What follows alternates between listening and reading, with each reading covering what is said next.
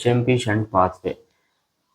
ముందుగా అయితే ఛానల్ని సబ్స్క్రైబ్ చేసుకోండి, లైక్ షేర్ కామెంట్ చేయండి. కింద డిస్క్రిప్షన్లో నోట్స్ లింక్ ప్రొవైడ్ చేసి అక్కడికి వెళ్ళి నోట్స్ డౌన్లోడ్ చేసుకోండి. ఓకే, హెచ్ఎంపి షంట్ పాత్వే అంటే హెక్సోస్ మోనోఫాస్ఫేట్ పాత్వే అన్నమాట.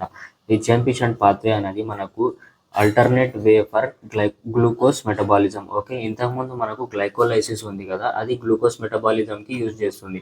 అదేవిధంగా అది కాక మనకు ఇంకో పాత్వే ఉంది, అది వచ్చేసి హెచ్ఎంపి షంట్ పాత్వే. దీంట్లో కూడా మనకు గ్లూకోజ్ యొక్క మెటబాలిజం అనేది జరుగుతుంది. ఓకే, ఫస్ట్ వచ్చేసి మనకు first starting product glucose six phosphate. అంటే మనకు ఇందులో 6 మోల్స్ ఆఫ్ గ్లూకోజ్ 6-ఫాస్ఫేట్ అనేటివి హెచ్ఎంపి షంట్లో ఎంటర్ అవుతాయి. ఓకే, సిక్స్ మాలిక్యూల్స్ ఉన్నాయి కదా. In the presence of glucose six phosphate dehydrogenates it converts into six phosphogluconolactone. ఇవి కూడా 6 మోల్స్లోకి కన్వర్ట్ అవుతాయి. ఓకే, మనకు ఇక్కడ ఏం జరుగుతుంది, మనకు టోటల్ ఇక్కడ 6 గ్లూకోజ్ 6-ఫాస్ఫేట్ ఉన్నాయి కదా, 6 మోల్స్ ఉన్నాయి కదా. అదేవిధంగా మనకు 6 moles NADP plus converts into 6 moles NADPH. ఇక్కడ 6 ఉన్నాయి కాబట్టి మనకు ఎన్ఏడిపి కూడా 6 కావాలి. సో మనకు ఇక్కడ ఎన్ఏడిపి 6 ఉన్నాయి కదా, సో ఈ 6 ఎన్ఏడిపిహెచ్ కిందకి కన్వర్ట్ అవుతాయి. 1 NADPH equals to 3 ATP. Okay, ఇది గుర్తుపెట్టుకోండి, బేసిక్ ఇది చాలా ఇంపార్టెంట్ ఎనర్జెటిక్స్ రాయాలంటే. ఓకే, తర్వాత అదేవిధంగా మనకు ఇప్పుడు 6-ఫాస్ఫోగ్లూకోనోలాక్టోన్ ఆఫ్ 6 మాలిక్యూల్స్ ఏవైతే ఉంటాయో in the presence of gluconolactone hydrolase converts into 6 moles of six phosphogluconate. Okay, ఇవి కూడా మనకు 6 మోల్స్ ఫామ్ అవుతాయి. ఓకే, అర్థమవుతుంది కదా, 6 మోల్స్ ఫామ్ అవుతాయి. బాగా చూడండి, నేను పెన్సిల్తో రాసినది. ఇక్కడ మనకు ఏం జరుగుతుంది, 6 moles of NADP plus converts into 6 moles of NADPH. Okay, in the presence of six phosphogluconate dehydrogenase ఇది 6-ఫాస్ఫోగ్లూకోనేట్ కన్వర్ట్స్ ఇంటూ రైబ్యూలోస్ 5-ఫాస్ఫేట్ అన్నమాట. ఇది కూడా ఎన్ని ఉన్నాయి మోల్స్, ఇది కూడా వచ్చేసి మనకు 6 మోల్స్ ఉంటుంది. Okay, 6 moles. ఇది రబ్ చేసేస్తాను నేను తర్వాత. ఓకే, మీకు పేపర్లో ఉండదు. ఓకే, తర్వాత వచ్చేసి నోట్స్లో అవైలబుల్ ఉండదు అనుకుంటా, లేకపోతే ఇలానే పెట్టేస్తారు రఫ్ వర్క్ కిందికి. కాకపోతే ఎగ్జామ్లో మీరు రాయకండి. ఓకే, డైరెక్ట్ ఇవే రాసేయండి, వాళ్ళకి అర్థమైపోతుంది. ఎన్నో టీచర్స్ కదా వాళ్ళు కూడా, అలా అని మీకు అర్థం అవడానికి నేను ఇలా మెన్షన్ చేసిన. ఓకే, తర్వాత వచ్చేసి మనకు ఇక్కడ రైబ్యూలోస్ 5-ఫాస్ఫేట్ ఉంది కదా. In the presence of epimerase and isomerase మనకు టూ ప్రొడక్ట్స్ అనేవి వస్తాయి. ఒకటి వచ్చేసి రైబ్యూలోస్ 5-ఫాస్ఫేట్, ఇవి 2 మోల్స్ ప్రొడ్యూస్ అవుతాయి.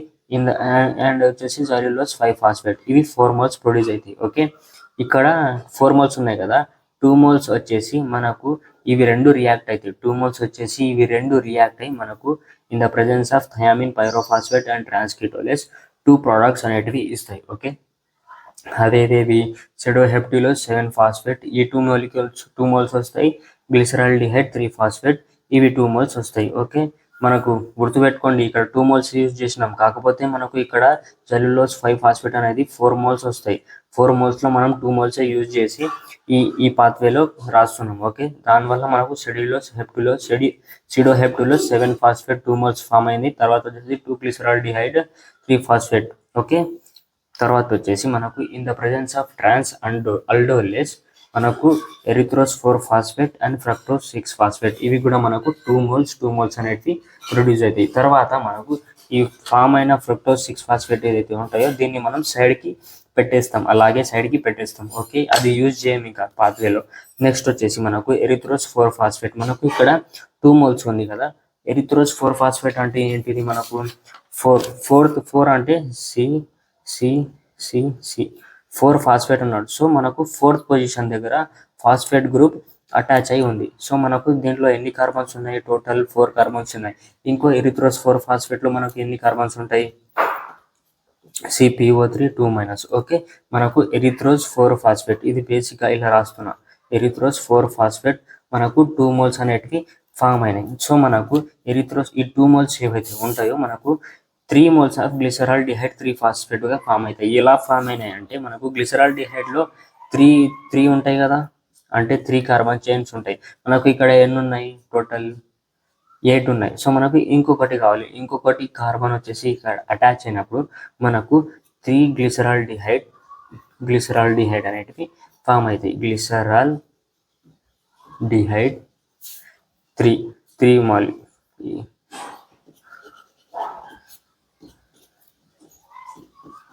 ఇదొక గ్లిసరాల్డిహైడ్, ఇదొక గ్లిసరాల్డిహైడ్, ఇదొక glyceraldehyde. Okay 3 molecules of glyceraldehyde అనేటివి మనకు ఫామ్ అయినాయి.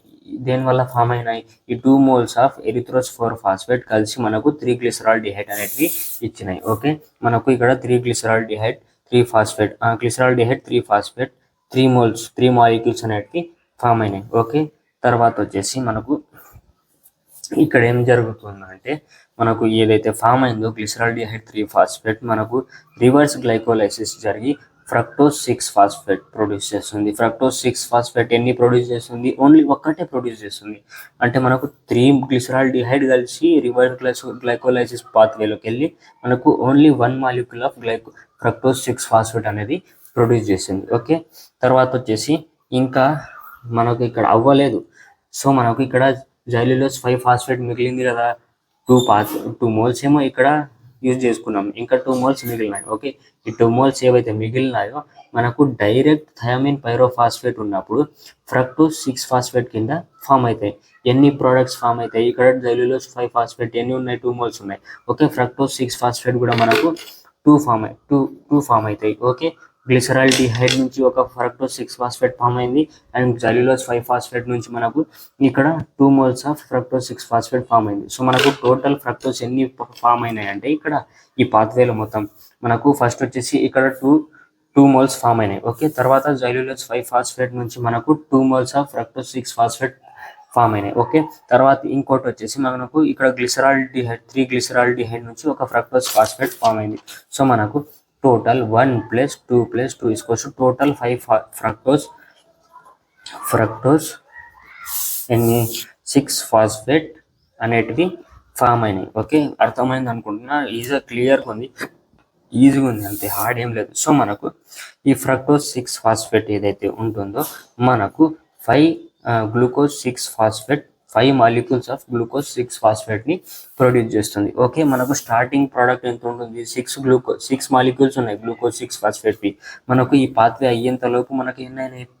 Only 5 glucose 6 phosphate. అంటే ఒక molecule of glucose 6 phosphate is utilized to produce NADPH energy. అంటే NADPH ఎనర్జీ ప్రొడ్యూస్ చేయడానికి మనకు ఒక గ్లూకోజ్ 6 ఫాస్ఫేట్ మాలిక్యూల్ అనేది యూజ్ అయ్యి లాస్ట్ ఎండింగ్కి మనకు ఓన్లీ 5 గ్లూకోజ్ 6 ఫాస్ఫేట్ అంటే 5 మాలిక్యూల్స్ ఆఫ్ గ్లూకోజ్ 6 ఫాస్ఫేట్ మిగిలిపోయింది అన్నమాట. ఓకే మీకు అర్థమైంది అనుకుంటున్నా, ఈజీ వేలో చెప్పిన. ఓకే అర్థం కాకుంటే మళ్ళీ వినండి, మీకు ఈజీగా అర్థమవుతుంది. సో దీని యొక్క ఎనర్జెటిక్స్ ఇప్పుడు చూద్దాం. So energetics amount of ATP synthesised per 1 molecule of glucose 6 phosphate మనకు 3 ATP అనేది ప్రొడ్యూస్ అవుతుంది. అంటే ఎలాగో ఇక్కడ చెప్తా, మీకు ఈజీ అర్థమయ్యేటట్టు చెప్తా. ఫర్ ఎగ్జాంపుల్ నేను ఇక్కడ 6 మాలిక్యూల్స్ ఆఫ్ గ్లూకోజ్ 6 ఫాస్ఫేట్ తీసుకున్నా కదా, అదే నేను 1 మాలిక్యూల్ ఆఫ్ గ్లూకోజ్ 6 ఫాస్ఫేట్ తీసుకున్నాను అనుకో, ఇక్కడ ఎంత అవుతుంది?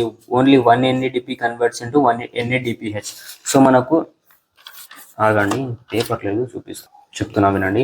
ఫర్ ఎగ్జాంపుల్ మనకు ఇక్కడ 6 మోల్స్ తీసుకున్నాను. ఓకే 6 మోల్స్ కాకుండా ఒకటే మోల్ తీసుకుంటా, అంటే ఒకటే మాలిక్యూల్ ఆఫ్ గ్లూకోజ్ 6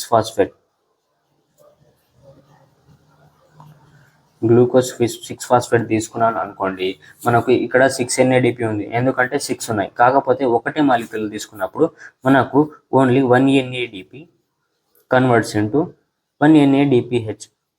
అంటే మనకు 1 NADPH అంటే ఏంటో 3 ATP అని.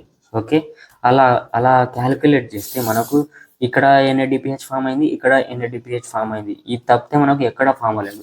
సో టోటల్లో మనకు 1 మోల్ ఆఫ్ గ్లూకోజ్ 6 ఫాస్ఫేట్ లేదా 1 మాలిక్యూల్ ఆఫ్ గ్లూకోజ్ 6 ఫాస్ఫేట్ మనకు 6 ATP ఇస్తుంది. టోటల్ 6 ATP ఇస్తుంది. ఇప్పుడు మనం 6 మోల్స్ లేకపోతే 6 మాలిక్యూల్ ఆఫ్ గ్లూకోజ్ 6 ఫాస్ఫేట్ తీసుకుంటే మనకు ఇక్కడ 6 ఇక్కడ 6. So plus 6 NADP converts into 6 NADPH. So మనకు టోటల్ ఎన్ని ఫామ్ అవుతుంది? ఒక్క మాలిక్యూల్లో మనకు 6 ఫామ్ అయితే 6 × 6 ఇక్కడ 6 ఉంది కదా, 6 × 6 ATP 6 6 36 ATP ఫామ్ అయింది. అర్థమైందని అనుకుంటున్నా. ఈజీగా ఉంది, ఏం లేదు. డైరెక్ట్ క్యాలిక్యులేట్ చేద్దాం. ఏముంది ఇప్పుడు 6 NADP converts into 6 NADPH. Okay, మళ్ళీ ఇక్కడ వచ్చేసి 6 ATP కన్వర్ట్స్ ఇంటూ 6 NADPH చెప్తా. 12 టోటల్ NADPH NADPH. ఓకే, మనకు 1 NADPH equals how many ATPs? NADPH equals to 3 ATP. Okay, ఇప్పుడు మనకు 12 ATPs ఉన్నాయి. 12 1 12 1 12 12 2 23 12 3 36. Total 36 ATPs 12 into 3. Okay, total మనకు 36 ATPs అనేటివి ఫామ్ అయిపోయినాయి. ఓకే, అంతే.